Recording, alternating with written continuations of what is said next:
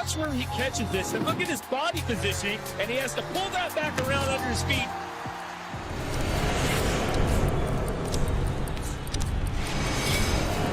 Navigate fight night, key moments, replay the rounds into action you want to see again and again.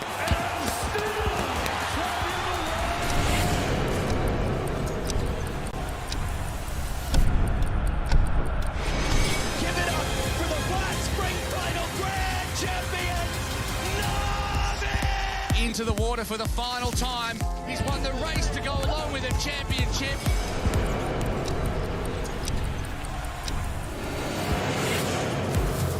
Absolutely magnificent. What a stroke that is.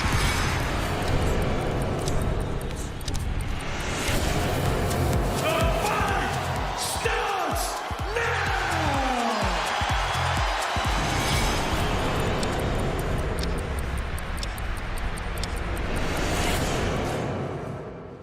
Boxing on DAZN, sponsored by William Hill.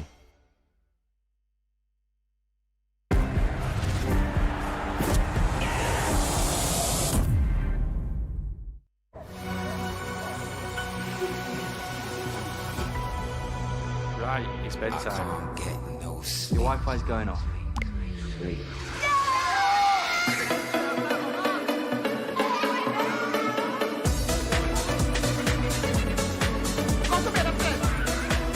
EE Wi-Fi Controls lets you pause the Wi-Fi on your kids' devices, helping them to switch off and drift off. This is new EE.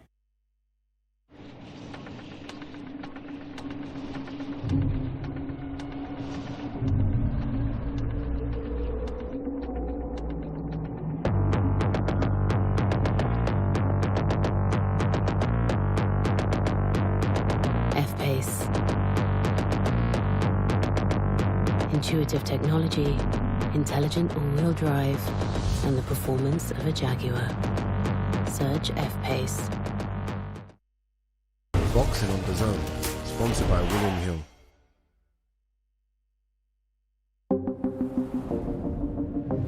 The following program is recommended for those 16 and over, as it contains sporting violence, possible bad language, and flashing imagery.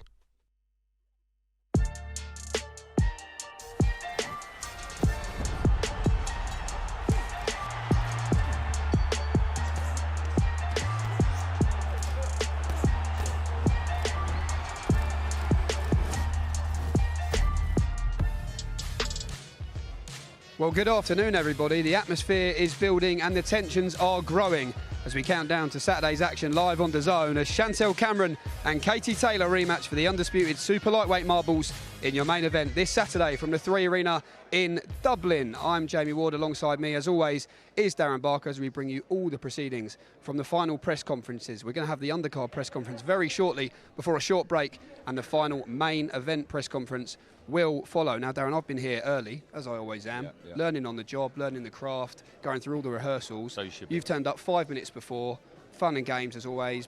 You've been on a 10K run this morning and you've hurt yourself. Jamie, I'm 41 years old. I've got to look after myself. My body's a temple. If I don't look after myself, there's a very good chance you won't be working with me next week. So, yeah. How's the body? You're hobbled in. I'm not very good. I'm struggling. Do you need a chair? I'm feeling more than 41 years at the minute. But I tell you what, I am buzzing for this show. Speaking to Katie and Chantelle yesterday has really, really got the juices flowing. It is going to be fireworks. So many questions, so much debate, so many variables. And I think when you have an atmosphere and an appetite for a fight like that, that's when you know you're truly counting down to a breathtaking contest, which is what we have this Saturday in your main event on DAZN from the 3 Arena in Dublin. But we do have 8 great fights also before that to look forward to. We begin on Before the Bell from the 3 Arena at 4:15 p.m. with the professional debut of Giorgio Vizioli. He's in with Lee Anthony Sibley. 4 rounds at super featherweights, that one, before the first title fight of the night takes place between the incredibly confident John Cooney. He's predicting a big knockout win as he collides with Liam Gaynor over 10 for the vacant Celtic super featherweight title. Tokyo Olympian Emmett Brennan steps up to 8 rounds against Jamie Morrissey. Celtic light heavyweight title on the line in that one, before Zelfa Barrett returns to action. 8 rounds against the always dangerous Costin Ion at super featherweight. We'll then cross live to the main broadcast at the usual time of 7 p.m. One place to watch all the action around the world. That is DAZN. Sky Nicholson defends her WBC interim world featherweight title against Lucy Wildheart before Thomas Carty returns in his home city of Dublin. He's in with Dan Garber. 8 rounds at heavyweight. Andy Lee trained Paddy Donovan takes on Danny Ball over 10 rounds for the vacant WBA Continental welterweight title before your chief support. Gary Cully looks to return to winning ways against Reece Mould. 34 wins and just 2 defeats between these two. 10 rounds for the WBA Continental Europe lightweight title before our main event. Absolutely no words needed. The undisputed rematch between Chantelle Cameron and Katie Taylor. The bell for round 11 will sound. Repeat or revenge. As you can see behind us here today, we are just about ready to get started with our undercard press conference. The fighters are ready, and so is promoter Eddie Hearn. Well, welcome, Dublin, Ireland. We are so happy to be back because I tell you what, last time was good. This Saturday is going to be unbelievable. We are very lucky. We're lucky to be here, we're lucky to be alive, but we are lucky to be part of something very special on Saturday night. To everybody involved, to the media, to everybody involved in our incredible team at Matchroom, of course, to the fighters. You guys and girls have got just such a wonderful opportunity on Saturday night, live around the world on DAZN, but also opportunities for you to defend titles, to move into World Championship positions, to all of a sudden maybe even move towards future contracts with Matchroom and DAZN. And of course, culminating in a main event that is just breathtaking. Of course, Chantelle Cameron, who was superb last time, this time defending her 140 undisputed pound title against the legend Katie Taylor. Last time, and this man to my right as well, suffered defeat. It was head in the hands for Gary Cully and the Irish fans, and then Katie Taylor suffered defeat, and it was almost like, well, that's it for us in Ireland. But a few months on, we're back again at a sold-out 3 Arena with an even better card, with even more action, and we're delighted to bring you the first of our 2 press conferences today here in Dublin. So many great fighters, so many great fights on the card as well. Before the bell section, just below, 2 tremendous all-Irish fights between John Cooney and Liam Gayler, and Jamie Morrissey against Emmett Brennan to bring you all the action. One of the top 130-pounders in the world, Zelfa Barrett, and of course Giorgio Vizioli, 2-division national champion, will make his professional debut on the card. And Giorgio, you got the nod. We're starting with you. Over from, of course, the UK, incredible amateur pedigree, part of a huge night of boxing, ready to kick off your professional career on Saturday night. Yeah, I'm very excited. You know, it's been a while now, and I'm looking forward to put a massive performance on and showcase my talent to the world. You've seen so many of your amateur counterparts turn pro. Why did you feel now was the time for you to do it? I think I won a lot in the UK scene, and GB decided not to take me after I won 2 double weights at senior, and it was the right time to go. And GB took the weight out, my weight out of the Olympics, so I decided to go pro, and I think it's the best time to as well. Looking obviously for plenty of activity, but probably didn't think you'd be fighting in Dublin for your professional debut. Katie Taylor and Chantelle Cameron card, but great atmosphere, and they'll be there early as they were last time. Great way to kick off. Yeah, it's a great card to be on, and yeah, I'm looking forward to putting a great performance, and it's exciting times now. Well, remember the name, Giorgio Vizioli, future star of the sport. We go to our first of our 2 all-Irish fights, John Cooney against Liam Gayner, our good friend Mark Dunlop. I said to Mark, give us an Irish war, will you? So he says, I've got one for you. John Cooney against Liam Gayner. John, we'll start with you. Mark tells me all action, going to bring a tremendous fight on Saturday night. Yeah, 100%. That's why I'm going to bring all action. I've seen you the last few weeks, and people need to be in exciting fights, and that's exactly what I'm going to bring Saturday night. 100%. Your opponent, Liam Gayner, obviously both of you got so much to gain on this card. You know, lots of eyeballs as well, and the aim for you, victory, and then move on to big fights. Yeah, that's it. Look, it's life-changing for the 2 of us, you know. A win here changes both our lives, but unfortunately for him, it's only a win for me Saturday night, and that's it. Then I'm moving on to big fights in the 130-pound division, and I want all the big names. I want big domestic fights next year, coming for all the titles, yeah, 100%.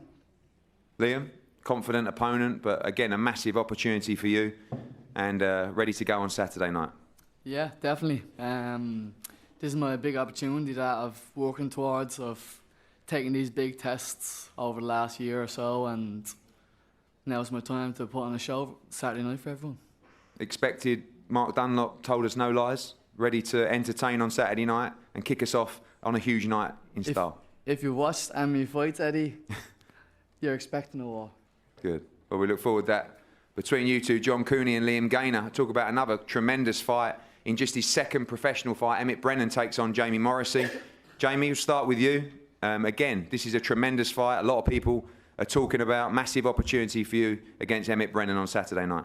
100%, a great opportunity. I'm grateful to be here. It's brilliant, but it's about capitalising. By the grace of God, I earned my position here. This is my 5th domestic fight in 7 fights. I came through that with 2 of those belts you see with Big Thomas Carty up there. And this is going to be my 4th undefeated record I'm taking. So I earned my spot here by the grace of God. It's good to be here, but I have to capitalise. I'm not here, like I said in my debut, to make up the numbers. I'm here to change my career. So good to see everyone. Like I said, I'm grateful, but I'm here to capitalise. We know you've got a big fighting background. Obviously now boxing is your focus as well.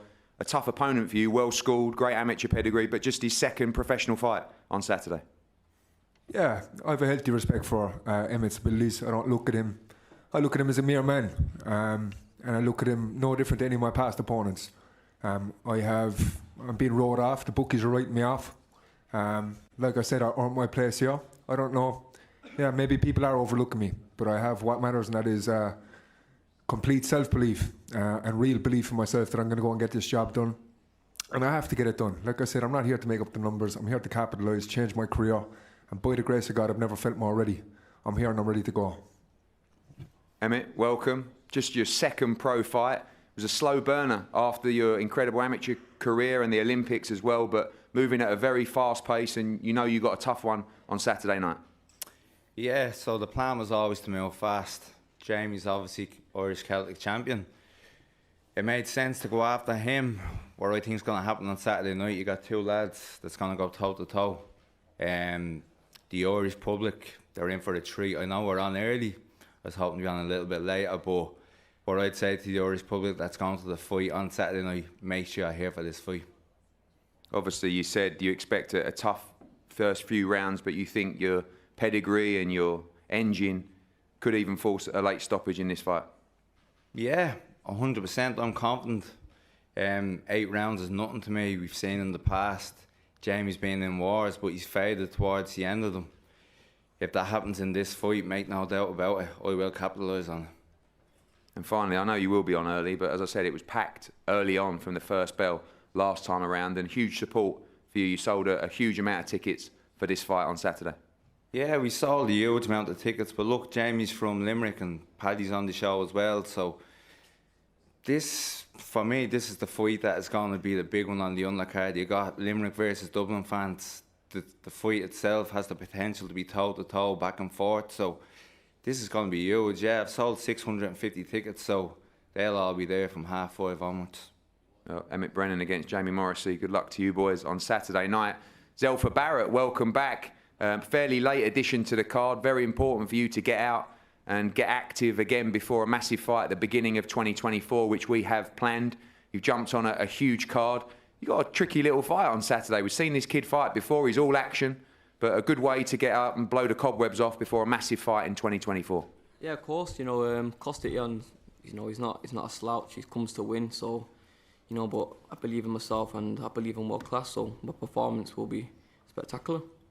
Really, a little bit of a frustrating couple of months. We've been looking for those big fights, haven't yet materialised. We move forward for them in 2024. But as far as you're concerned, ready for anyone in the 130-pound division. We saw you in a tremendous fight with Rakimov, which you took at pretty much late notice. A good win since then as well. But ready for any of those titleists in the division?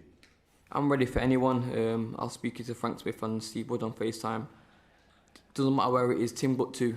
I'll fight anyone, anywhere, if it's with the right time, the right notice, for the right thing. I'll fight anyone. I believe in myself, so any name, anybody, they can get it.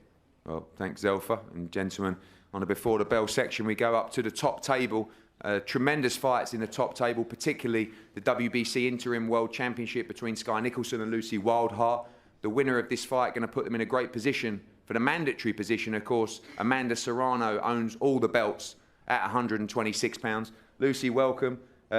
Smiling away in front of the media earlier. Massive opportunity for you on this card. A great fight and ready to go on Saturday night. Yeah, I just want to say thanks so much for this opportunity. To all the Irish people letting us be here, see all of you, all the girls, like yesterday, and they love it. And when they love it, I love it as well. And this opportunity, just imagine, it's going to be an epic fight. I like Sky, you know, but this is business, and I'm here to win. You saw you take a really late notice fight against Michaela Meyer, up at a heavyweight class, well beyond your weight division, and you gave a great account of yourself. Didn't take a step back in that fight, pushed her all the way, and now back down with a full camp and at your weight division. Must be much more happier with the notice given for this challenge. Yeah, it was a great fight, wasn't it? Michaela Meyer, she's fantastic, and but yeah, I gave her a good fight. Now I'm supposed to be in featherweight. I've been there for many years.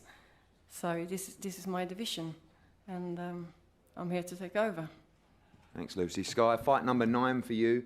A fight that a lot of people are talking about as competitive, and people giving Lucy a chance in the fight, which is good. I know it's what you wanted, but had a great camp and ready to go on Saturday. Yeah, I feel unbelievable. Definitely the fittest, strongest, best prepared I've been for a fight. So definitely not overlooked Lucy in this fight at all. I think she's a great athlete. But we're going to see the difference in levels on Saturday night. Obviously, we talk about the potential mandatory with Serrano. A lot of people talking about that, but I know you've been focused on just this challenge. Dangerous fight for you, and it's all irrelevant if you don't come through Saturday. Yeah, of course. Full focus on Saturday night. We can look at the Serrano fight after this, but got to get the job done this Saturday first. WBC interim world featherweight title on the line. We go to the heavyweights now. A man that last time lit up the 3 Arena, and this time looking very smart. Thomas Carty against Dan Garber. Dan, welcome as well. We know you're bang up for it. We know you're in tremendous shape as well. Ready for a great action fight on Saturday. You're going to love this atmosphere, because there ain't no party like a Thomas Carty party, that's for sure. I don't even know if I got that. Don't even know if I got that right, Tom, to be fair. But no Carty, no party. That's the one. But that's the one. Dan, big moment for you on Saturday night. Ready to throw bombs against this young heavyweight. That's right, Eddie. I mean, I just have to say, thanks for the opportunity. Thomas has looked fantastic in all his fights. I know what I'm up against. He looks a great boxer. He's done all that's asked of him. I mean, I'm coming off a first-round knockout of an unbeaten opponent. I've had 6-week notice for this, so I'm in probably the best shape of my life. Sparring's been fantastic. I've had top-level sparring with big southpaws like Thomas himself. So I go into this fight full of confidence. There's no pressure on me whatsoever. All the pressure's on this man to his right. So, like I say, I'm not here to make up the numbers. I'm here to spoil his party on Saturday night. Pressure makes diamonds. That's what we want. Dan, the great thing about the heavyweight division is everybody's got a shot. I mean, I know you are the underdog going into this fight, but like you say, coming off a big knockout win, 2 guys. Thomas loves to get involved. He loves to fight as well. You know you're going to have opportunities. You're going to have openings in this fight. Literally one punch can just completely change your career. You beat this guy on Saturday, you're going to land a massive fight for a lot of money.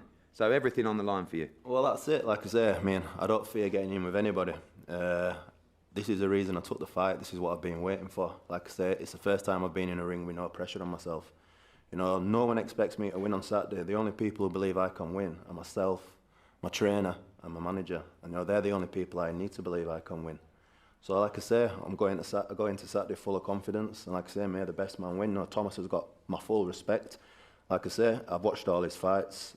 He looks the part. He's got a great jab. We're both southpaws. So we'll see how it goes on Saturday night. Cheers, Dan. Thomas, looking tremendous down there. Almost better than you, Eddie. No, don't get silly. But very handsome down there. And last time was incredible. I mean, all of you guys came out, and you're going to witness this on Saturday night. It's just amazing. Gary's ring walk last time, yours, Pat. I mean, it's just breathtaking. Obviously, last time was a good step up for you against Jay McFarlane. Another tough opponent this time, a southpaw as well. But looking like you're ready, all business for Saturday night. Yeah, absolutely. Bottom buíochas a gáil gachtain a thug tucket cum an seachtain seo. I'm really looking forward to it. Dan is a tough test on paper. It's 5 wins, 1 loss. I think he's just came off a 4th round knockout. If I'm on the trajectory that I'm on, and that I think I'm on, and that everybody else tells me I'm on, Dan is just another stepping stone, and I'm going to stand on his head Saturday night to get past him. You saw a great build-up with Jay McFarlane, and he had a good go. And you know, it's difficult in that atmosphere, isn't it, in the arena, and to just hold your head. But you've got that experience now. It was like nothing else you've probably ever experienced walking out for that last fight. And there were times in the fight where, you know, you probably were over-eager and you were trading up, but we know that's how you like to fight as well. You like to entertain. But tell us a little bit about that atmosphere last time and what you expect again on Saturday. Yeah, anybody that was there last time seen the atmosphere. It was breathtaking, to be completely honest. When I remember walking out for the walkout and looking out, and it was just a sea of green, and you could see people going crazy. Irish fans are nuts, by the way. You know that. They're crazy. So really looking forward to seeing it this time. I think the atmosphere will be better this time. You know, Katie's on the get back this time. You know, we're eager this time. Everybody's eager to get the win. So I'm really looking forward to Saturday night and seeing what this guy can bring to the table. He's saying he's got great sparring with southpaws and that. I hope he has, because everybody always has an excuse when I beat them. You know, they were drunk in the ring or something along those lines. So hopefully he did have a great camp. There's no excuse to Saturday night after I beat him. Well, thanks, Thomas and Dan. Of course, Ireland against England, of course, like the main event, and now 2 Ireland against England clashes. These are 2 tremendous fights. I'm telling you now, Paddy Donovan against Danny Bull is a brilliant, brilliant fight. You've got a young prospect in Paddy Donovan that everyone's been talking about. Andy Lee's been driving me mental about this kid. He's got everything. He's the future. And Danny Bull is one of those fighters that come from humble beginnings of his, you know, amateur and professional career, came up, took a chance on a TV show, was outstanding, won every single round to come and stop his opponent. A very, very good fighter. I see this fight as a 50-50 fight. Sorry, Paddy, I know you don't. But Danny Bull is massively underrated. It is a huge opportunity for Danny Bull. He wins this fight, he puts himself in all the big domestic fights, European fights. And I know him and his team and Errol are coming to win on Saturday night. And Danny, we'll start with you. Last time out, you won so easily, so comfortably in that fight. This is a level beyond that. But you're ready for the big step up, ready for the big show, ready for the atmosphere, everything for you on Saturday night. Yeah, definitely. I'll soak it all up on the night. I enjoy fighting away. I've done it a couple of times now, and the odds are always against me, but I still come out on top. I've had great preparation for this, so I'm ready for it. You know, Paddy Donovan, very skilled, very flashy, you know, never really been tested by someone who's looking to step him on his back foot. I know you can punch as well. It's a great clash of styles on Saturday. But yeah, that's it. The last time you saw me fight, I didn't have to go for the gears. I boxed behind my jab. I did what I had to do, made it easy work. I just kept chopping away. So we'll see something different this time, a different style of me. Like Conor says, I'm ready to bring the ding-dong from the Black Country to Dublin. And finally, what a chance, what an opportunity. You win this fight on away soil. Just massive, massive fights out there for you. Oh yeah, and I'm ready for it. That's what I want. Not looking past Paddy. We're a big win here. Hopefully I'll get something in plan then for the new year. Paddy, welcome. This is so exciting because, as you said, I said previously with Andy Lee, people talk about how good young fighters are, but we never really know until you step up the levels. This is it on Saturday night where you get to show the world how good you are. Yeah, first of all, I'd like to thank you, Eddie, Matchroom and DAZN for bringing another amazing show to Ireland. I've got a good fight ahead of me, and Danny Ball, I really respect him. But yeah, I believe this is a stepping stone for me in my career. I believe I'm on the way to be a boxing world champion. I've got all Ireland behind me. I've got the back ends. I know how good I am and what I can do. A lot of people are saying that I haven't been tested. It's because I don't let no person test me, no fighter that gets in the ring, never gets close to me. I feel invincible when I'm in there, so I'm ready to put on another show come Saturday night. Do you think this man is the man to test you? You expect a tough fight on Saturday? We got to see. You know, he's never fought someone like me, and I don't think he ever will. So, look, I respect him. He's a good, durable fighter, but he's up against a world-class fighter, no doubt about it. Tremendous sparring for you as well. I've seen on Instagram Adam Azim and other fighters as well. You've had great preparation, no excuses coming into this one. No excuses. 12-week camp put down some of the best sparring in the world, and Adam Azim travelled for that sparring, world-class rounds. So I'm in the best shape possible, in great condition. Really, really well schooled for this, come up with a great game plan and ready to execute it come Saturday night. Well, brilliant fight, Paddy Donovan against Danny Ball. And what about this one? Gary Cully against Reece Mould. What a cracker. Last time out, I mean, I couldn't believe it. I guess you guys couldn't believe it. The whole arena couldn't believe the loss for Gary Cully. He went away, he left Ireland to go and train in Liverpool with Joe McAnally, made plenty of sacrifices for this one. But in no uncertain terms, this is career on the line stuff on Saturday night for Gary Cully. Didn't want an easy fight, wanted to come back and test himself, and he does against Reece Mould. 1 defeat on his record to Lee Wood, starved down at featherweight, really. I'll tell you, the team, you know, Josh Warrington, Maxie Hughes, everybody here, 100% believe that this is a victory for Reece Mould on Saturday night. And what an opportunity for him to just push himself up the world rankings. He's world ranked. Gary Cully's looking to get back into contention for bigger fights at world level as well. This is a brilliant 50-50 fight. Reece, we'll start with you. When we made this fight, you know, you said, I think one of your quotes, couldn't quite believe your luck that you got this opportunity. You've wanted this fight for a long time. Yourself, your team, everybody truly believe this is your time on Saturday night. Yeah, I mean, we're very confident in this fight. And we're not confident just because of Gary's last fight. We've been watching Gary for a while now, and we actually got this fight offered to us at the start of the year, but we don't. I know Gary says he's only taking this fight because he's seen my last defeat, but I'd actually already got a fight planned in. It was 3 months out, 3 weeks out, or already fighting, and so I wasn't prepared to give my first defence of my title up just to fight Gary. We know we were confident of coming through that.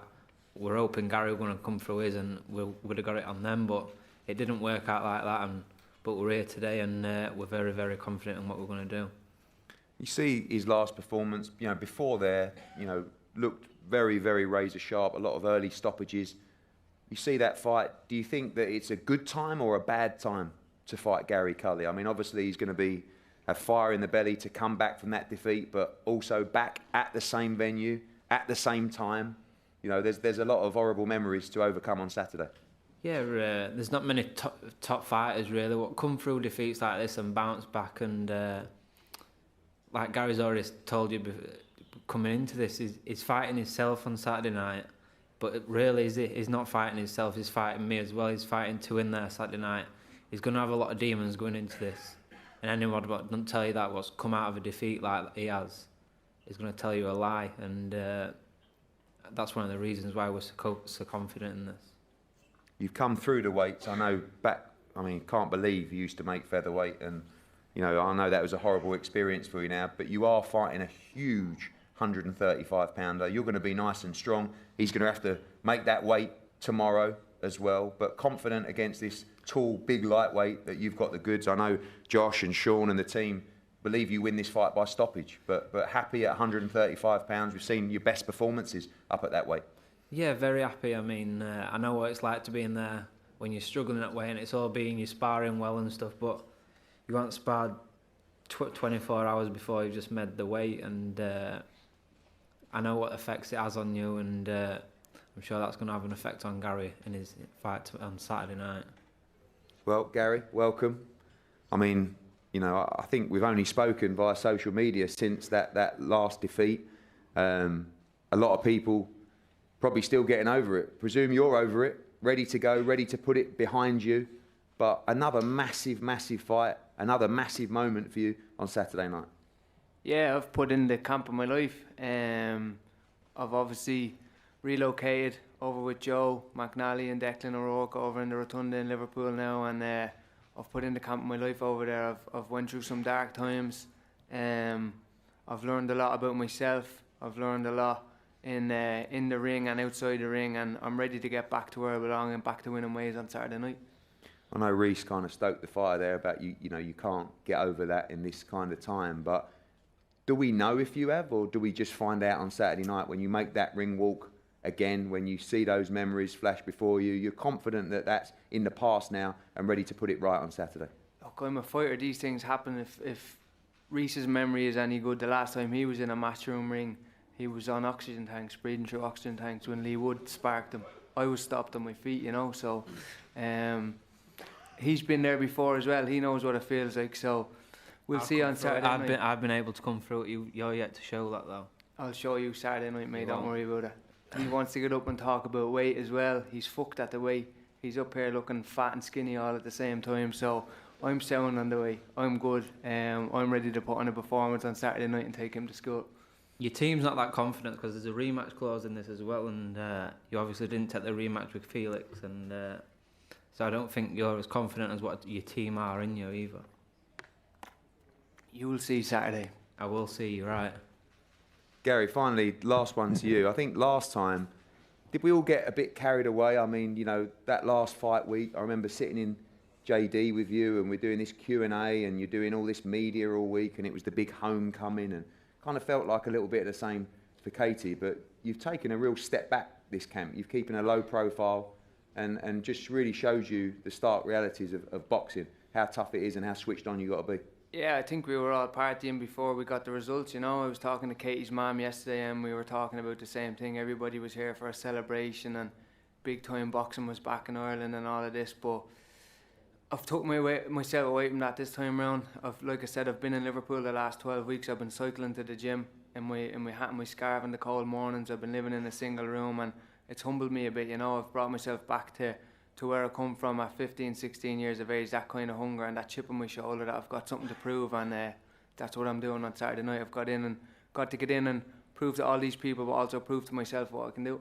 Just finally to you two, Reece, you talked about that weight and how tough it's going to be. With Gary, you talked about the demons.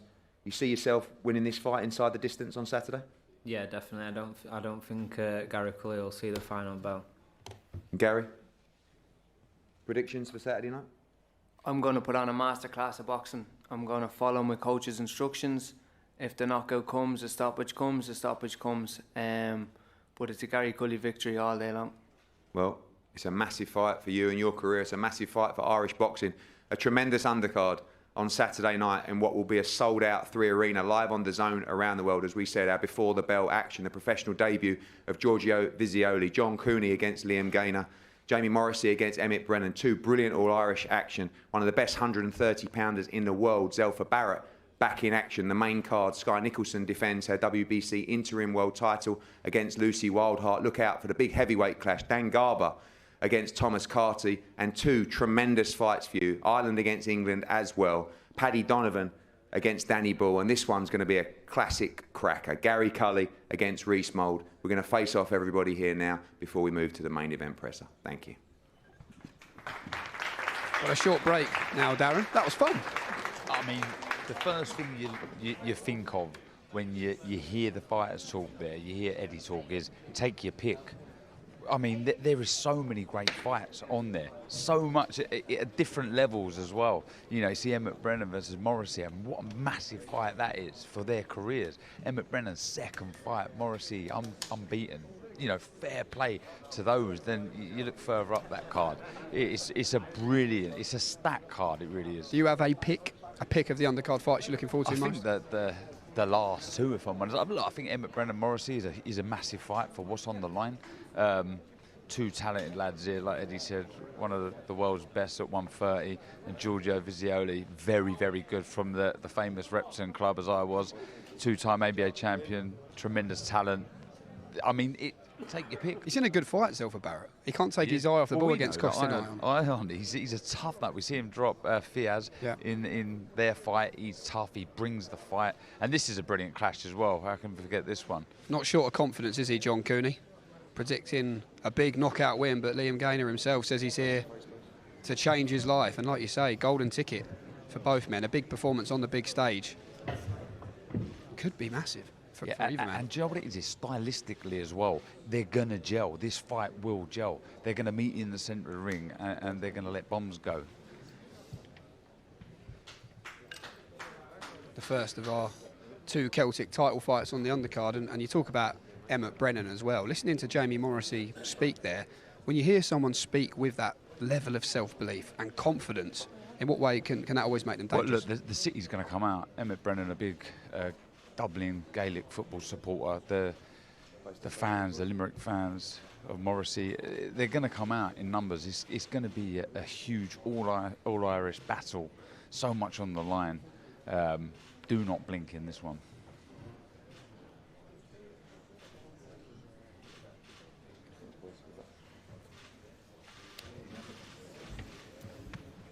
I think we'll bring Sky Nicholson face to face with Lucy Wildheart here. That's a great fight. And you're talking about taking your eye off the ball just with Zelfa Barrett there and costing Ion. She's talking about Amanda Serrano, but she's got a very hungry Lucy Wildheart in front of her. Yeah, look, I don't mind having one eye on bigger things, and she deserves to. She's boxed so well as of late. You know, she's boxing really, really well. She's got everything in her style to push through the levels. But Wildheart, this lady here, tough as old boots. She comes to fight, she brings it. And this is an opportunity to change her career, get it back on track and get back to winning ways. We talked about it yesterday, but you feel she's ready for Serrano, off the leash, the leap of faith next year? Yeah, look, she's got everything, like I say, in her arsenal to push on and go through the levels. Very, very good fighter. And in terms of this next fight, Big Tom Carty, always great to have around, always full of charisma, full of character, defends his Celtic heavyweight title here.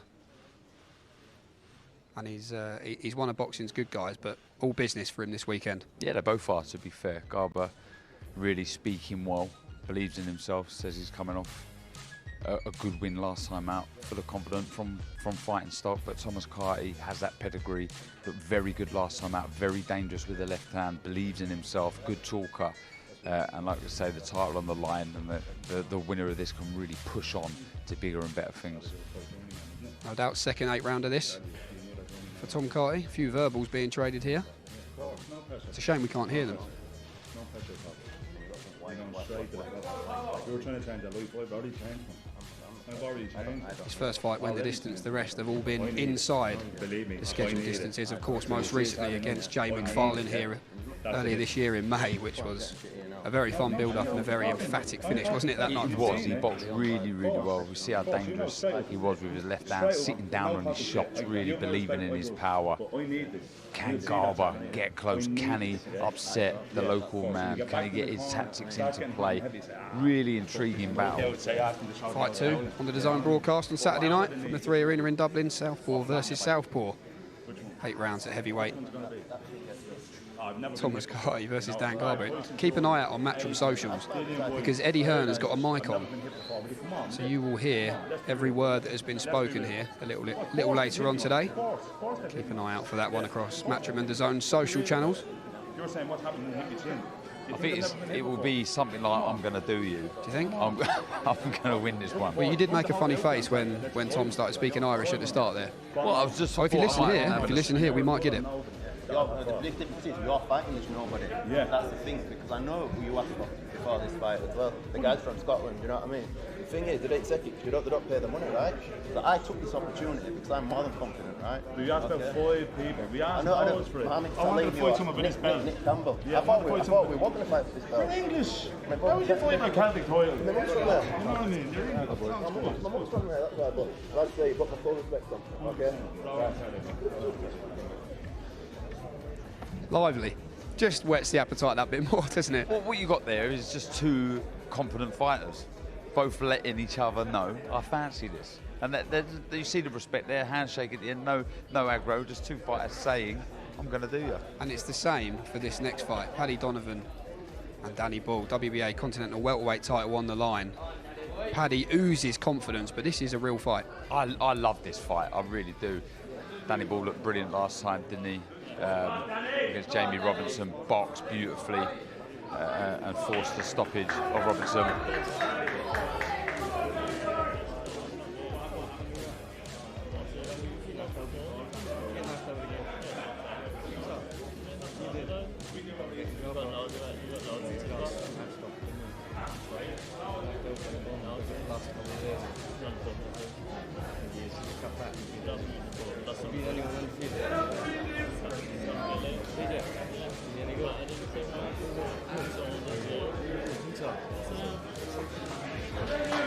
Eddie Hearn absolutely loves it. When the face-offs go like this, look at the smile on his face. He's thinking, that's a few more viewers tuning in for that one. That's the fan coming out of Absolutely. Eddie. Well, he is really. He is. Living the dream, as we all are. And that leads us in nicely for the face-off for this one. Gary Cully and Rhys Mould, your chief support Saturday night on DAZN. Rhys Mould, actually the defending champion, WBA Continental Europe lightweight title. Let's see if there's any verbals traded here.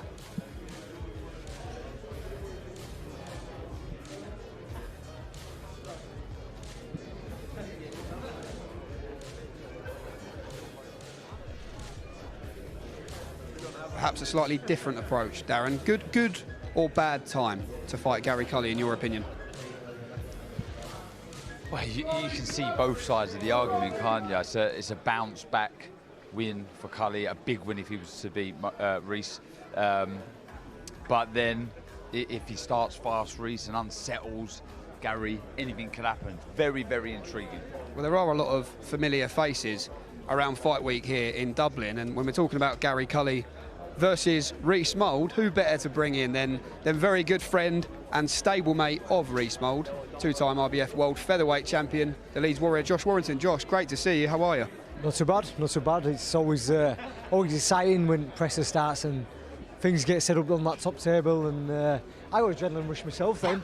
I got adrenaline rush. You know it's like that. You know what, it don't never leave leaves you. it. It don't leave you, because I get Is that why worked you've up. been all jittery since we started? Touch your leg I had then. coffee as well, but yeah. Josh, I know the gym up in Garforth with your dad, who obviously trains Reece as well. Yes. Maxie Hughes. You're so tight-knit. You were over in America with Maxie when he took on George Kambosos. Why was it important for you to be here with Reece this week? Just stable mates backing each other. I mean, we're not the only gym that does that. It happens up and down the country, but Reece has been with us all his pro career. I think he joined around 2015-16, and you know, he's had his highs, he's had his lows, but we've been part of a lot of his camp going into it, and just come see the man do the business. And you know, he's had an hard, I'd say, 12 to 18 months in fights falling through and opportunities, you know, coming for him, and then not happening at the last minute. He's not had a lot of luck, has he? He hasn't. I mean, the last one he was meant to fight on a show in Sheffield the night before I boxed Lee, and it all fell through right at the last minute. So I kept on saying to him, listen, it's going to come round, an opportunity's going to come round, an opportunity's going to come round. Now it's here. He's got to just bring what he can do in the gym to the table. Yeah, I'm guessing you've done a fair bit of sparring with each other. Yeah. What are his strengths going into this fight? He's strong. Very strong. I've always said that. I always feel, watching his fights back, he punches harder than his record suggests. Yes, most definitely. Most definitely, I think now he's at the heavyweight as well. That's done him a lot more favours. You know, I feel when he used to fight featherweight, just dipping, getting to the last few weeks, just to notice the difference on the punch power, but he's very strong. Well, that being said, there's some stuff he does in gym, and I'm like, who is this guy? You know, I said to him after, I said, Reece, why don't you fight like that on a night? And he goes, don't know, it's like a fight, don't I? But the lad does have skills, and I'm not just saying it to build up the fight, but for this camp, he has been so switched on, been so focused, and, you know, been sticking to a game plan. He's been, more than anything, listening. So he does what he's been doing, then there's an upset on the cards on weekend. I'll ask you the same question Jamie asked me. Do you think this is a good time to fight Gary Cully or a bad time? A good time, very good time, very good time. You know, coming off a loss, you know, speaking from myself, I know what it's like. You're battling a lot of demons, and he's not just going into a rematch in a leisure centre. Big stage, you know, world audience on this fight, not just because of that fight alone, but because of the Katie Taylor fight as well. There's a lot of eyes going to be, you know, tuned in. A lot of people are going to say, all right, was that fight earlier in the year just a bad night at the office, or is he not as good as he was building up and making out to be? So, you know, he's going to have a lot of pressure. Obviously, it's only the first camp with a new team, and when things happen in fights, sometimes you resort back to what things you used to do. So these are all these questions what can only be answered under the lights. Did you feel that, Josh, after the Lopez fight, straight into a massive fight, of course, with Lee Wood? Deep down, now you can reflect on it. Yeah. How did you feel heading into that? I didn't feel it so much going from Lopez to Lee, because I know where I went wrong for Lopez. I know what was like going wrong upstairs going into Lopez. So I didn't feel it so much going, you know, Lee rematch. I mean, that just confirmed to me that I have still got it, I'm still there, blah blah. But more so from going from Lada 1 to the rematch there, mate, it was a big stage. I know coming back, you know, from fighting behind closed doors to fighting in front of 20,000 at Heavenly, but that week, like that, sleepless nights, and I'd like to say my mindset's been one of my strongest tools, but leading up to that, there's things that you can't even prepare for. You can't prepare for the moment when you sat in the change room and the floor manager comes in and says, right, 10 minutes before you go, and your heart starts going because you know it's about to go down. You walk into the ring, behind corridors, you can hear your name being chanted. You can't prepare for them things because Get me going again. It's only happens when at the moments, and then obviously walking out like towards, to the ring in Heavenly. There's 20,000 people there. It's like, bloody hell. It's only when that first bell goes and you take a punch that you realise have you still got it or have you not got it. And like I said, this is something that he's going to have to deal with on Saturday night. We can say and people can say everything around him, but it's only you will know once that bell goes. You spoke about your mental toughness there. I've got to talk about you in your last fight. Yes. I mean, I don't know where to start with it. I mean, first off, unbelievable performance. You must be thrilled with the way that you fought up until the end. But you talk about your mental toughness. Where's your head at now with the way it ended?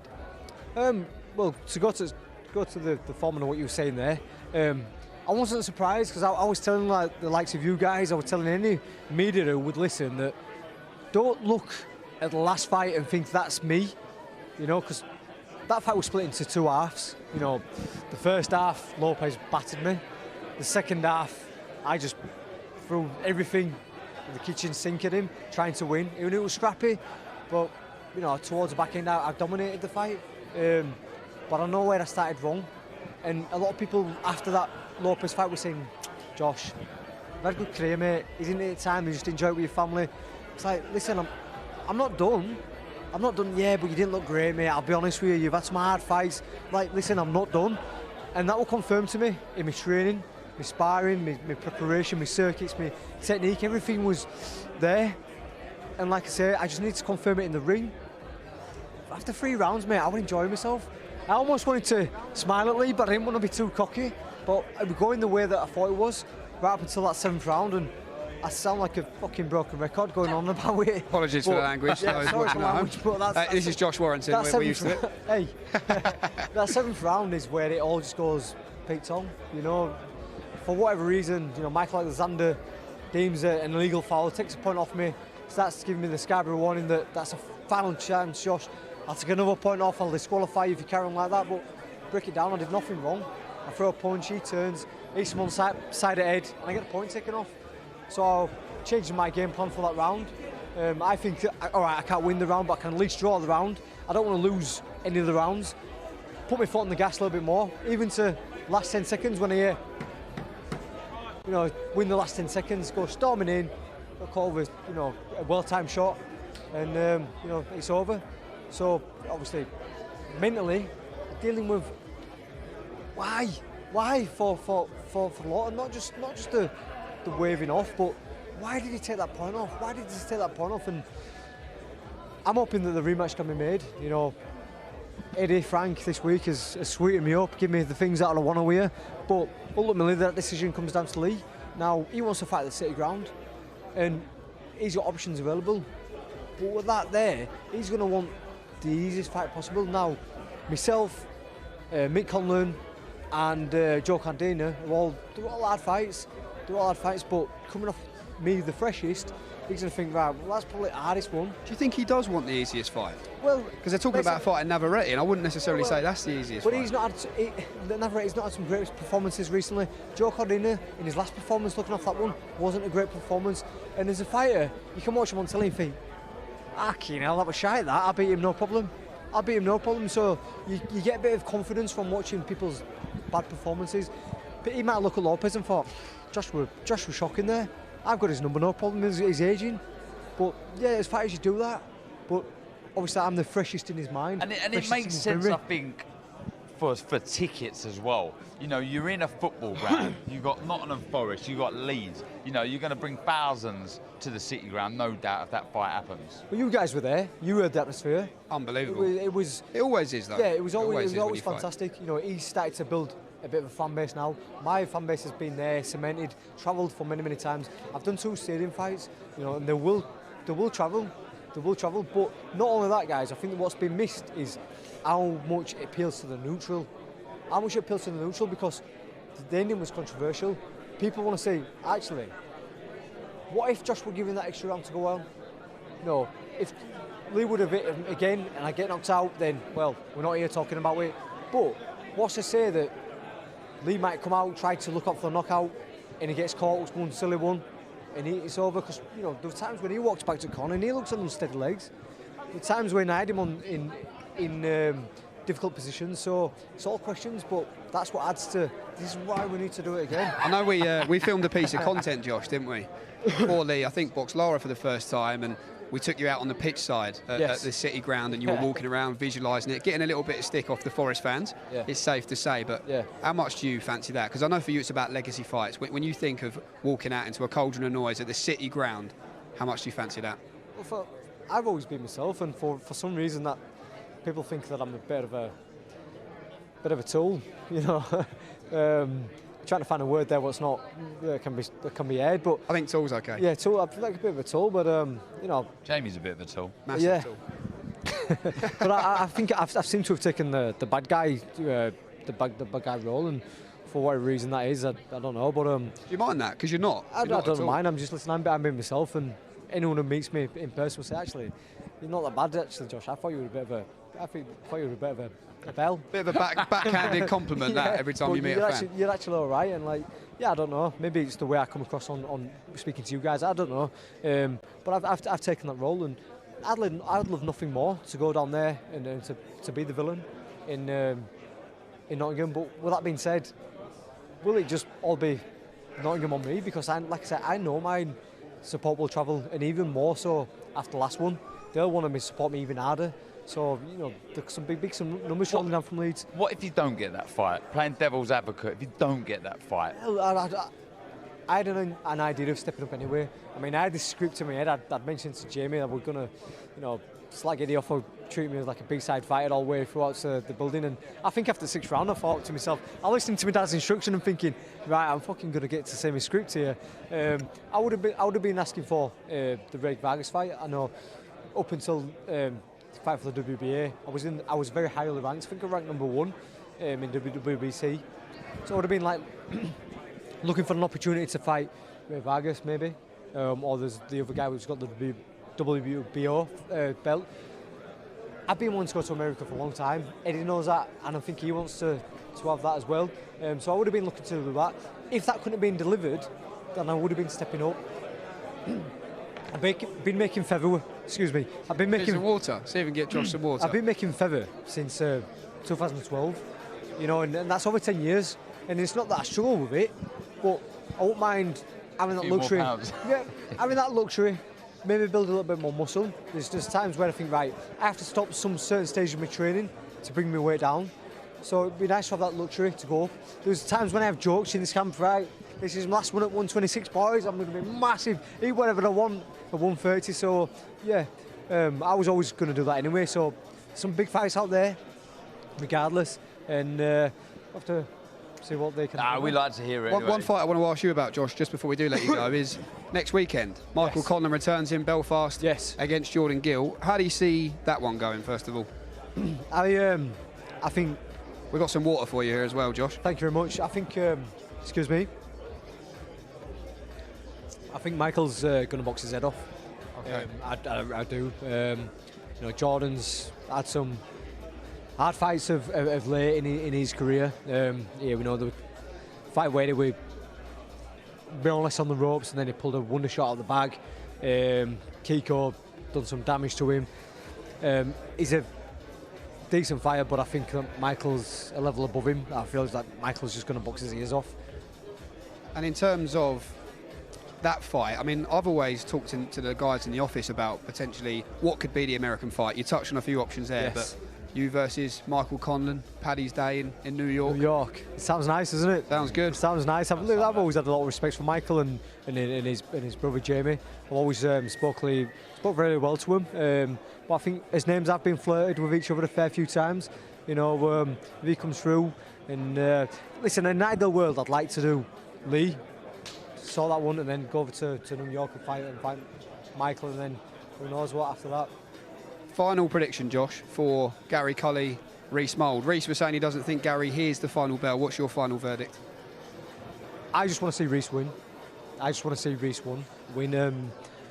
But if he sticks to the game plan, there's no reason why he can't end the fight early. You know, I've always spoke about his strength and how strong he is. And like I said to you earlier, guys, when we were making featherweight, that seemed to dip as a weight coming off.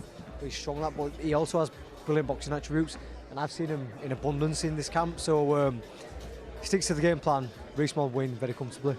Brilliant. Josh, we look forward to Thank news. you, guys. Thanks so much for your time. Thank you very much. Best of luck with Reece as well this weekend. As I always say, unrivaled schedule on DAZN. The action does not stop this weekend. We've been talking here about featherweights and potential fights at super featherweight, but how about down at flyweight? The small matter of the unification, December 16th in Arizona. 16th of December, Arizona, we go to work. Jesse Rodriguez against Sonny Edwards is just a fantastic fight. You now have one piece of the 112-pound crown. What do you want to do next? Sonny Edwards, that's the only option. I want to see an undisputed champion in the flyweight division. Sign the contract. Bam Rodriguez is probably the biggest puncher in the division. That's the reason he signed with Matchroom and with DAZN. I think this is genuinely as elite can get. The big unification to come against Jesse Rodriguez. He's going to have to be switched on to every single second of every single round. Bam Rodriguez, where are you? Bam Rodriguez putting on the performance of a lifetime. Oh, lovely long left hook. All in.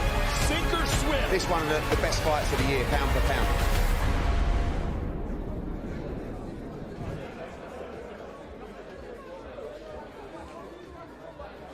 When we talk about fights we're looking forward to, Darren, as you can see, the belts. All the marbles. All the marbles, the undisputed belts on display there. We've got about 6 minutes or so until that main event press conference, which gives us a bit of time to chat about the schedule and what is coming up. Sonny Edwards versus Bam Rodriguez. Best versus the best, in my opinion. How much are you looking forward to that fight, and what do you see as the keys to victory for both I men? mean, look, I've gone over this with Ade and Barry Jones on DAZN. Cheers for the invite. Sorry, mate. Next time. Next time. And you can break it down to so many different. Like we know at top level, it's small fractions, small margins, and it could well come down to those small margins on the night. We've seen how elusive and how good Sonny Edwards' footwork is. He can make you look silly. He's quite happy and content to move around the outskirts of the ring. He'd do little shimmy feints with his feet, make his opponents fall through the ropes. He's that elusive. And I said it against Campos in his last fight, which weren't his best performance, but I think he was probably maybe 1.5 eye on Bam, and maybe took his foot off the gas slightly. Do you expect him to raise his game? 100%. He's one of them fighters, isn't he, Sonny? Exactly. I've known him for a long, long time. I've seen what he's about. The tougher the opposition, the better Sonny fights. And he will have to be. But like I say, against Campos, in moments there, you caught glimpses of brilliance. When he lets his hands go in 3s, 4s, 5s, it's a joyous to watch. The flow and the accuracy and the effortless way that he delivers the shots is spectacular. On the flip side, you've got a guy, Bam Rodriguez, who's coming back from a broken jaw, yes. How will that affect him? But as a fighter, he's so good. Another guy who has tremendous footwork, but in a different way. He's aggressive with his footwork. He creates angles similar to the way Lomachenko does. He'll get in front of you, skip to his left, he'll skip to his right, creating more openings and opportunities to land shots. For me, that's going to be the key battle. The key battle is going to be who can implement their footwork best in the fight. Can Bam get close? Can Sonny frustrate Rodriguez with his movement, make him look silly? It's going to be very difficult, but you're right, it's 1 and 2. The best out there in the division, stateside. I mean, it's what dreams are made of. This is what you're in the sport for, not only to win world titles, but to push on and unify the division. State your claim to be the best out there, one of the best, you know, and the winner of this fight has an argument to be one of the best fighters of the year. I mean, it is a massive fight. I could honestly, we was, like I say, in the studios where you didn't get the invite, and thanks for it was one of those where they were saying, come on, wrap it up, because we just couldn't go on and on. Go on and on. But again, that's what I said earlier. That's when you know you've got a brilliant fight. Exactly that. When you know you got a good fight when you could talk to the cows come home. But it's such an intriguing battle. Fine margins, high level chess. This fight is, and it's one of those. It will be captivating from the first bell to the last bell. If it goes that far, it'll be one of those that it will, before you know it, it'll be round 10, 11, and you'll be like, wow, this is epic. You were talking about Sonny being elusive there. I've just been in Tenerife, behind the scenes in his training camp. Did you catch him? Super chilled. Do you know what? We got in the ring together, and he went, try and just put a hand on me, right? And he's on the back foot. I could not get anywhere near him, and I was knackered after about 30 seconds. I'm no fighter, but incredible.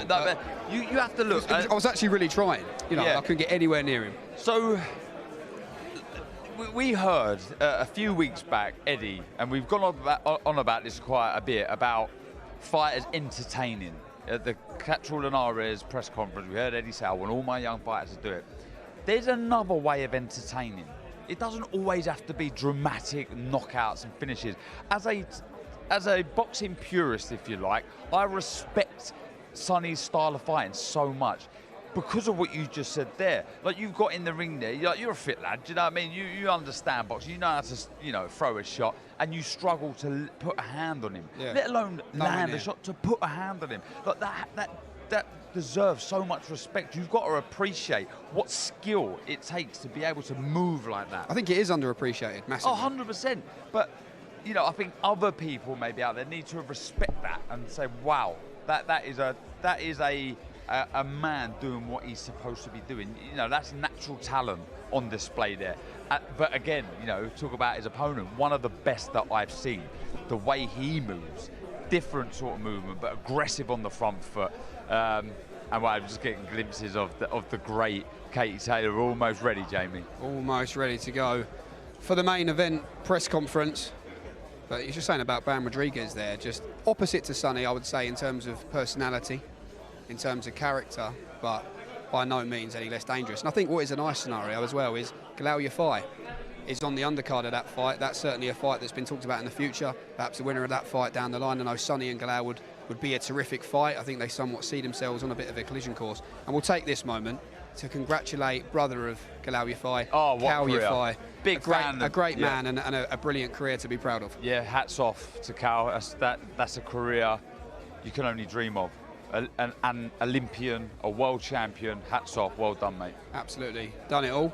There's Chantelle Cameron, all smiles, and that has been the theme of the week. It has, the mate. theme of the week. You're right, so confident. She said, didn't she, yesterday, she was in awe of Katie Taylor last time, maybe held back slightly because of that, but she knows she can beat her now, and the confidence that she is oozing is so evident. How do you expect this to go in terms of potentially verbals at a face-off? Well, no, what do you expect? Here. Pure respect, but I know the fight tomorrow Saturday is going to be fireworks. No doubt about it. Well, we're ready.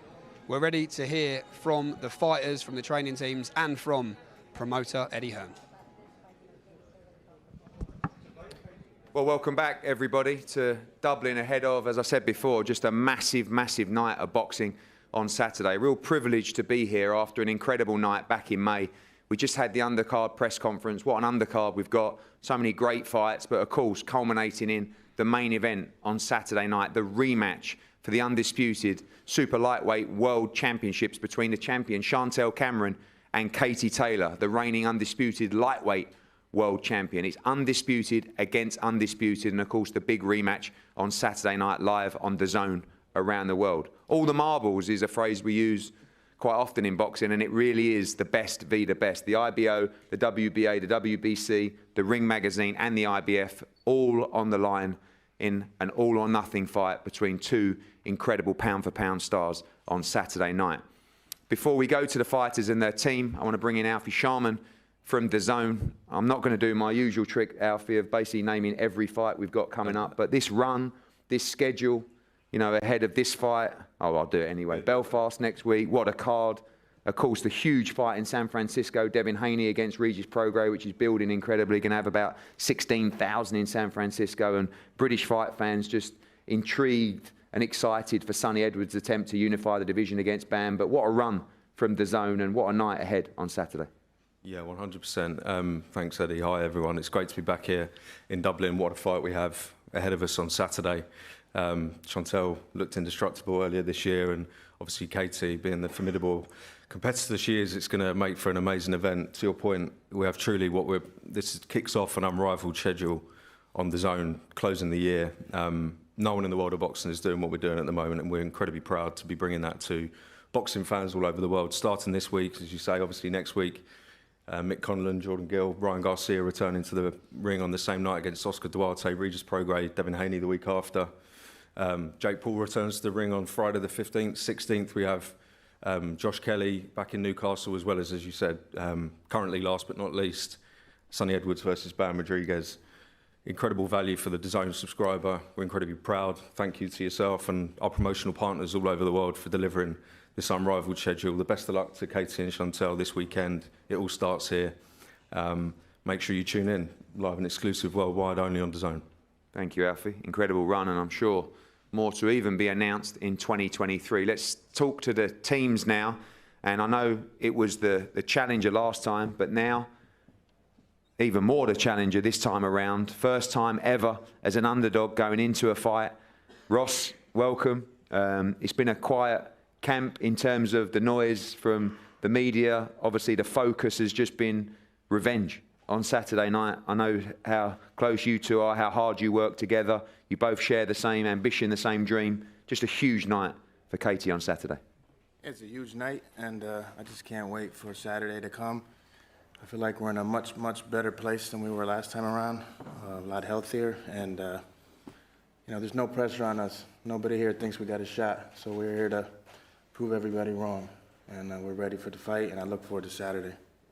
I guess we shouldn't expect anything else from Katie, the desire and the drive in this camp. I remember leaving the 3 Arena last time, it was a sober experience in that lift down to the ground floor, and even you could see the look in the eye, the kind of tenacity that Katie would bring to this training camp.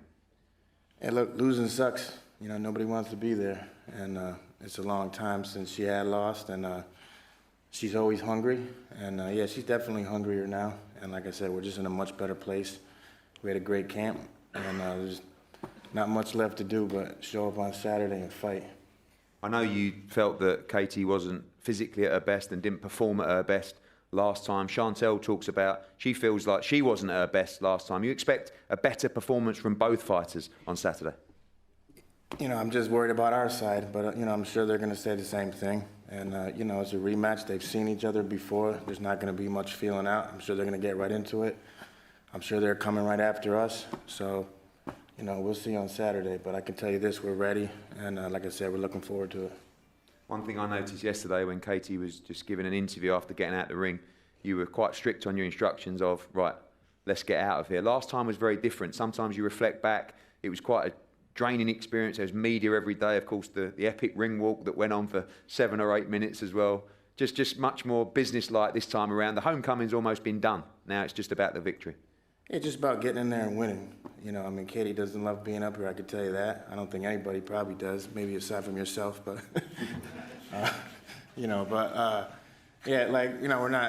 we're just here to fight, so this is all, part of the game. We understand that. But like I said, a lot of people are writing us off. To me, it feels a lot like when Hopkins fought Pavlik. But remember at the end of that fight where Hopkins stood over media and took a look at everybody. And that's what I'm expecting to do on Saturday. Thank you, Ross. We'll go to the other team. Jamie, welcome. You guys seem so relaxed. I guess last time you didn't really know what to expect in many ways. Now you've been through that experience, in and out the ring. Seem like you have a very relaxed fighter, ready to go on Saturday night. Yeah, we try and keep that. That's a generic thing in terms of the way we try and run things, nice and relaxed, cool, calm, collected. And Chantelle performed last time under a hell of a lot of pressure. It was a fantastic atmosphere. I expect it to be probably an even better atmosphere this time because I'm anticipating everyone's going to get behind Katie and really try and back her. We expect Katie to perform better. I also expect Chantelle to perform better as well. We sat down about 10 weeks ago and watched the fight back together for the first time, and both agreed, sort of halfway through, she could perform way better than she was doing already up to that point. And where I wanted her to be by the end of camp, she's actually surpassed that, and she's much better than I ever anticipated she could be.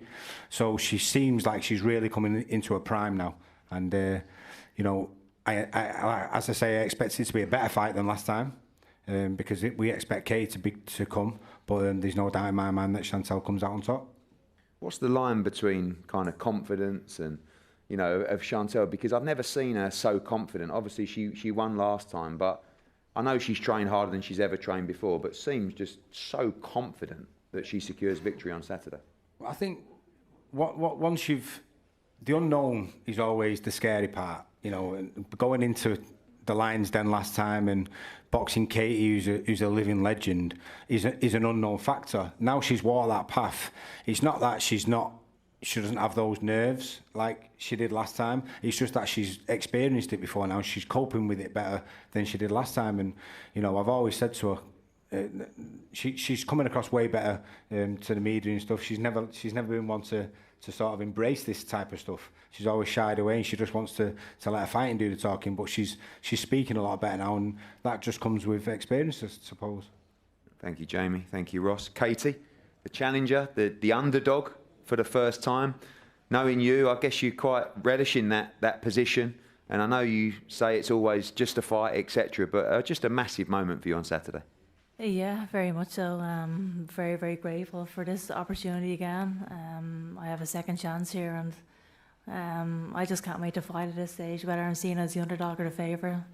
Whoever walks to the ring first or second, all of that stuff is irrelevant. I'm just excited and hungry for rematch, and I can't wait to step in there on Saturday and perform the way I know I can. I know you're probably going to say no, but when people start to question you, people start to doubt you, I know that you can be stubborn and you're so driven. Does part of that want to show the world that Katie Taylor is still pound for pound #1 on Saturday night? I know the victory stands first, but does that doubt make you want to prove people wrong on Saturday? I mean, I guess so. I mean, I don't really take too much notice of what people are saying, to be honest. I'm very much single-minded, and the only people I really listen to are my team and my family and the people who I trust. But I understand that this is a huge fight. I understand this is a must-win fight for me, and I can't wait just to step in there now at this stage. I know that I'm going to perform to the best of my ability on Saturday, and it's going to be a completely different fight than the last time, and I'm just excited to showcase that. When you learn the lessons from the build-up last time, do you feel much different now than you did on that Thursday before the last fight? I remember literally a week out, you were here every day, you were doing stuff, whether you were going to schools, whether you were, you know, having kids on the pads in the ring, whether you were doing the ring walks, and did you just feel fresher and stronger at this moment ahead of this fight? Yeah, without a doubt, I feel a lot better this time around. I just can't wait to step in there. There's nothing else to say, really. I'm just ready to fight. I hate all the talk. I hate all these press conferences. There's nothing to say. I'm just ready to fight at this stage, and I'm excited for it. I'm very, very grateful to have this opportunity, and I'm just ready. And finally, I know you expect to be better on Saturday. Chantelle's already talked about she thinks she'll be better. You know, I think she believes she can win the fight by stoppage as well. You expect to have to go to those deep, dark places that you always go to on Saturday night to get this win. Yeah, I'm always ready for whatever comes my way. I think I'm ready to dig deep when I have to, and that's why I put my body through the trenches week in, week out, throughout training camp to be ready for these situations. So I'm going to be ready for whatever comes my way, I think, on Saturday. Well, thank you, Katie. Chantelle, reigning champion. You've had a smile on your face all week, all camp. The belief from you and your team is quite incredible. But at the same time, you realise what a competitor Katie Taylor is, and this is going to be another tough moment for you to overcome on Saturday. Yeah, 100%. I'm not complacent whatsoever, so that's why I've put the work in. I've trained harder than ever. I feel like it's the best camp I've had because I knew I'm going to be up against it. Katie seeking revenge, and I couldn't take that into my stride and think, it's going to be a walk in the park, because it definitely isn't. So I know this is the fittest I've ever been. Some people say that Katie wasn't at her best in the last fight. I feel like you also feel that way, that you weren't at your best as well. But people probably taking away as well the performance that you put in that fight. Katie likes to build a lead in the early parts of the fight. You were on her from the first bell. Should we expect the same on Saturday without giving a game plan? I mean, that's generally the mindset of most of the tacticians and the media, that you're going to set a hot pace on Saturday. I always set a hot pace. Every single time I fight, I go in there and I set the pace. And I've got a high work rate, and I'm going to do what I've got to do, and I can also adapt. So I can adapt to any situation. As much as I can have a high work rate and get stuck in and have a fight, I can also box.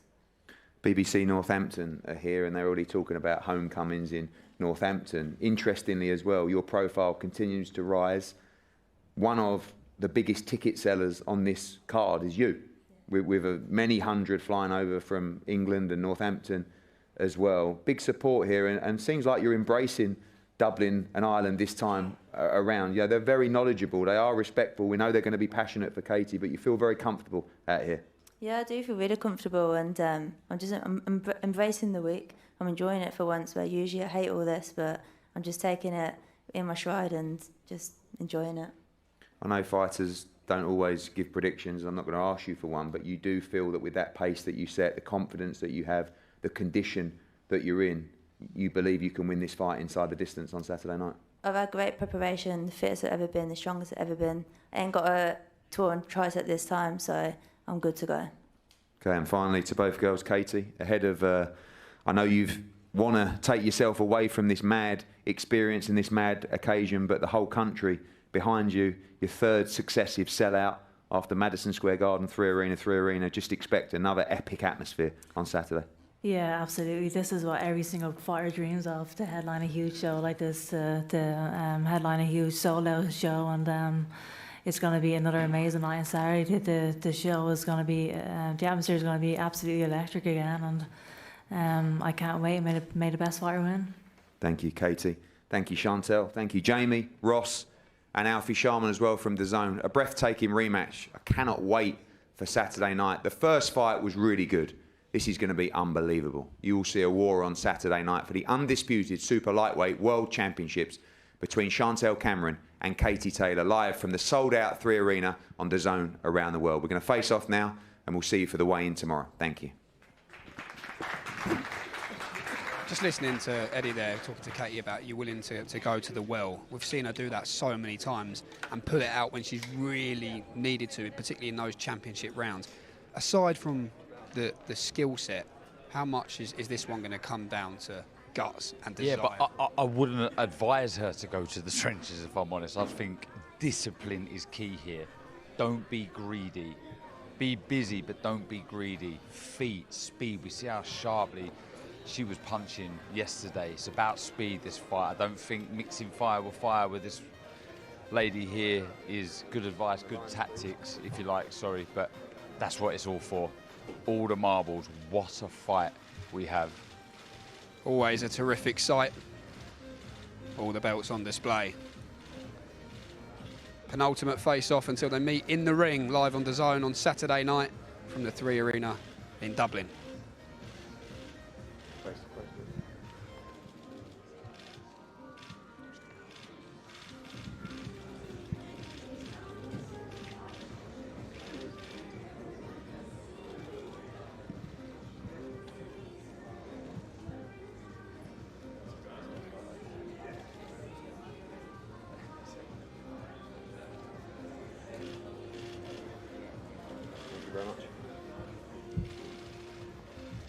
Stone cold, Darren. No nonsense.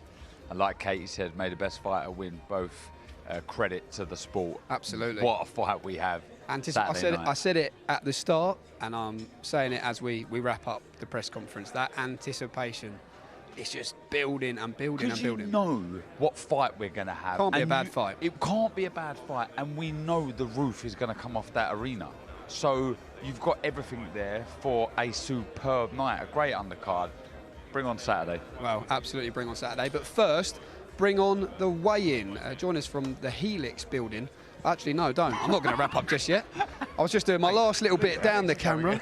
As promoter Eddie Hearn has just joined us once again. Sometimes, Eddie, you know, when someone starts obviously getting ahead of themselves, you know, big time like now. James. Yeah, I knew this was coming. Yeah, exactly. Yeah. Eddie, final press conference wrapped up. What's your immediate verdict from being in the middle of it? I mean, firstly, I loved the undercard press conference. I mean, there's so many great fights on the card. Everyone spoke really well. Up there, I always want to ask Katie Taylor, like, because she scares me quite a bit, and like part of me wants to say, is your career on the line?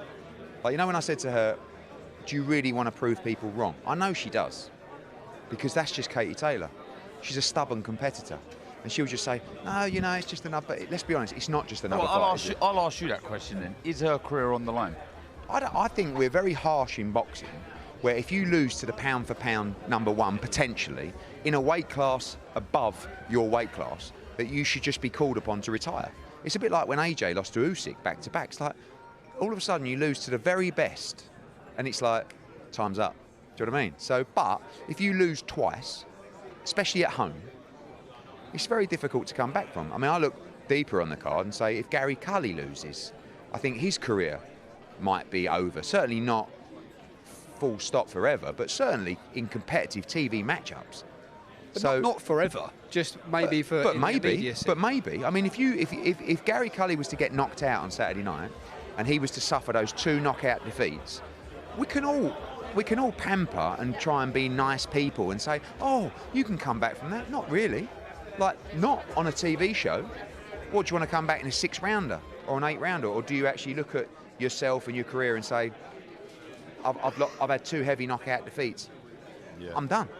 Now, I know that's harsh for a young fighter, but that's like, you know, once you get to that level, you don't want to start dropping down the levels. And that's the same with Katie Taylor. She's not going to start fighting for WBA international titles over 10 rounds. You know, she wants the biggest fights out there. So there's the Serrano rematch. There's obviously a trilogy between these two if she was to be victorious. But if she was to suffer defeat, really the Serrano fight is one of the few major fights still there. And, you know, I feel like if you said to Katie Taylor about retirement, she'll say, what, why? I feel that the interesting thing's going to be is that physically she wasn't 100% last time. Interestingly, you just heard Chantelle Cameron say she had a torn bicep or tricep going into this fight. I mean, that's the first time I've heard that. So no one's ever perfect. I mean, you're standing next to one of the great examples of that. You know, ran a 10K this morning. Well, yeah, but you can still hear his hips echoing around Dublin at the moment. I think they're up Dublin High Street. Yeah, I've left them behind. But it's all very well saying physically she wasn't at her best for that fight. Let's see on Saturday. And if she is physically if she has a war with Chantelle Cameron and loses a close fight, it's very harsh to say, sorry, wrap it up now. But you mentioned Cully mould there. What is that your pick of the undercard? I like Paddy Donovan against Danny Ball because I really like Danny Ball. I think he's a very, very composed, neat fighter that I don't think he's going to go on and fight at world level, but I think he's a really good British, European level guy. And Paddy Donovan, you just don't know. Yeah. Like, it's all very well looking really flash and having fast hands and, you know, doing all this. And at a level. Yeah, and then all of a sudden you get to 5 or 6 rounds and you've got someone in front of you that's not affected by the shots or the movement, and he's walking you down, and he's landing thudding shots, he's fighting you on the inside, he's landing them around the ear roll and around the top of the head, and all of a sudden, what you got? Do you have the minerals? That's what I want to find out in this fight, because I look at someone like Paddy Donovan, crystal blue eyes, swept back hair, and I go, He's not taken many shots yet. No, but I want to see. Listen, if he breezes through Danny Ball, that's a massive statement. Like, if he struggles a little bit, you just know you just got to calm down a little bit, and if he gets the win. But, you know, I love that fight, and, you know, you've got 4 fights there, England versus Ireland. You know, even old big Dan Garber. What were they saying up there? Well, there? Thomas Carty's just a great talker. He said, Dan Garber says, listen, I don't need boxing, but I'm coming to beat you. He goes, well, that's the difference. I need boxing. But I need this win so bad. He said, so what are you going to do? You're going to throw the towel in, or are you going to get your corner to pull you out? Because you don't really need it. And he said, what are you going to do when I land one on that chin? And then all of a sudden, they went like this, and I went... They were up there for ages. I know, but it was like, I forgot we were even in a head-to-head and we were live on the stream. I was just listening. He's a great talker, Thomas Carty. He's a good fighter. You know, he's got great experience in the gym with his sparring. He's a southpaw, he's quite slick, he's got a great jab. I expect him to come through Garber, but he's exciting and he does trade. And like, when you've got a big lump like Dan Garber, if you get hit on the button with 10-ounce gloves on, you are going to kip. And he will land on Thomas Carty on Saturday, so it'll be good fun. He's from boxing stock. You see his uncle box. You know, he's from family that have boxed, and you want to make your family proud. He'll be in there, you know, and giving it his best. I think that's the key in those kind of fights. especially in that division. I mean, you can never really blame anyone in that division for, as I said, getting hit round the top of the head and the ear holes and going, do you know what, I think that'll do me for tonight. But if he's prepared to hold his feet, if he's prepared to bite down on the gum shield, I think we'll have a really fun one in that. How do you compare the learning, Darren, as a fighter? Like Tom was talking to me earlier, and AJ's been in touch for southpaw sparring, so's Tyson Fury. When you look at those sparring rounds against the elite of the division, how do you compare the learning you do that to how you do in a fight? Well, it's a combination. It's another string to your bow. It's an ingredient that is necessary to push you on to another level. I was fortunate to have it with Carl Froch, spar with Mikko Keza, spar with loads of top fighters. It gives you an extra string to your bow, like I say. It's invaluable, it's priceless, and that will hold him in good stead moving forward. Quick one on Zelfa Barrett as well, because we know Costin Ion always comes to good fight. little fight. Put Akin Fiaz down as well a little bit earlier this year. Can't take his eye off the ball in this one. No, and these are the fights that you don't really want as a world-class contender, but you kind of get into a situation where you're a little bit stuck in that we couldn't land him a big fight this year. So we plan to do that in sort of February next year. But he's been out since, July or August, so needs to get back in the ring. All of a sudden, he's in an 8-rounder where, anything but a early or mid-round stoppage is a little bit of an underachievement. But that you're fighting a guy who's thinking, blimey, if I win this fight, I'm going to land myself a massive fight. And this opponent, we've seen before, always comes to fight, always exciting. But Zelfa's got a beautiful way of drawing an opponent on, particularly landing that uppercut. And, he's a great counter-puncher. And I see him actually stopping this guy in great fashion. But it'll be fun while it lasts. Yeah. Final one, Eddie. We just had Josh Warrington up here as well in the break between the two pressers. In true Josh Warrington style, he just wants to get back in the ring and rectify things with Leigh Wood. What do you like about the options? I mean, I like the Leigh Wood. I think if you want a massive fight at the City Ground, which is what Leigh Wood wants, he's probably the ideal opponent. Double that up with how good the first fight was, treble it up with really the controversy of the stoppage, whichever way you want to look at it. I think it's got all the ingredients. Quadruple that up with the Leeds fans and the Forest fans on a wild night in May at the City Ground, and it will be pretty epic. There's a bit of needle as well. Leigh was giving him a bit of stick on over social. And that we didn't really have that in the build-up. Now we've got it. But my question is to people and to you guys and to people watching on the stream, Josh Warrington dominated that fight. Now we know he got stopped. Who do you back for the rematch? Where does the bookie line lay on who is the favourite going into that fight? Because if you're Josh Warrington, you're thinking, hang on, I was absolutely dominating that fight and I got chinned. And if you're Leigh Wood, you're going, yeah, but I just caught up with him. I know I've got the power and I'm going to land it on him again. But it's a tough one to call, isn't it? To say who the favourite is. What about with the extra £4 for Leigh Wood? It's going to help Leigh Wood a lot. I mean, Josh Warrington, I've actually always felt that Josh Warrington should have been moving up to 130. But every time I've mentioned it to the team, it's not really something they've looked to do, which tells you he makes the weight okay. But don't forget, he has been a career featherweight for over 10 years in championship fights. It's definitely going to help Leigh Wood, and I think it will help Josh Warrington as well. You can't underestimate that taxing period of the last 48 hours, how it might affect your engine, how it might affect your punch resistance. And Leigh Wood has sometimes looked frail. And sometimes you worry about his punch resistance at 126 pounds. Does that change? I thought he was on his way to being stopped last time. Two rounds away from being stopped till he landed that shot. He'll probably feel like he can punch even harder at 130. Brilliant matchup. Well, Ed, we can't wait for news on Josh. We certainly can't wait for Saturday night. One place to watch all the action, that is DAZN. Join us tomorrow for the weigh-in. Myself and Darren Barker will be taking you through all the action as the fighters face each other and face the scales for the final time until they meet in the ring from the 3 Arena in Dublin on Saturday. We'll be in the Helix building at Dublin City University. Get down there for around midday if you want to get a good spot. The first fighters on the scale from 1 p.m, the live stream, Matchroom DAZN Social. Same place as today, 1 p.m. Thanks for joining us and we'll see you tomorrow afternoon. Resurrection is in my DNA. A champion's true character is found in the face of adversity.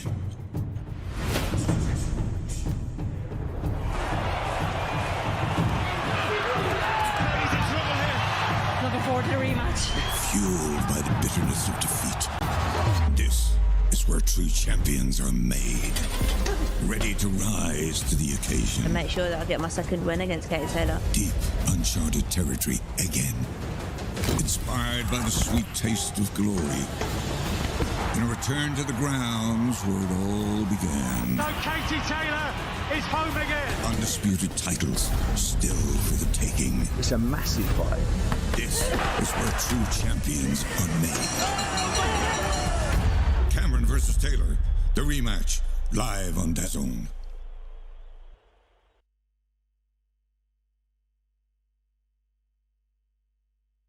Boxing on DAZN, sponsored by William Hill.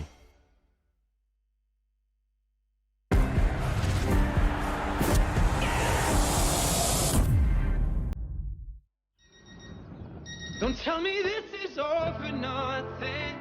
I can only tell you one thing. On the nights you feel outnumbered. All right, everyone, wake up, wake up. Quaker oats feed more than your body. They feed the fire inside. Quaker.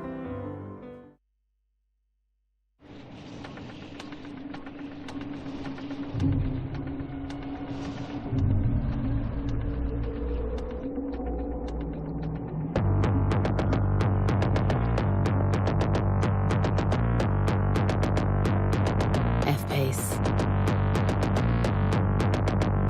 Intuitive technology, intelligent all-wheel drive, and the performance of a Jaguar.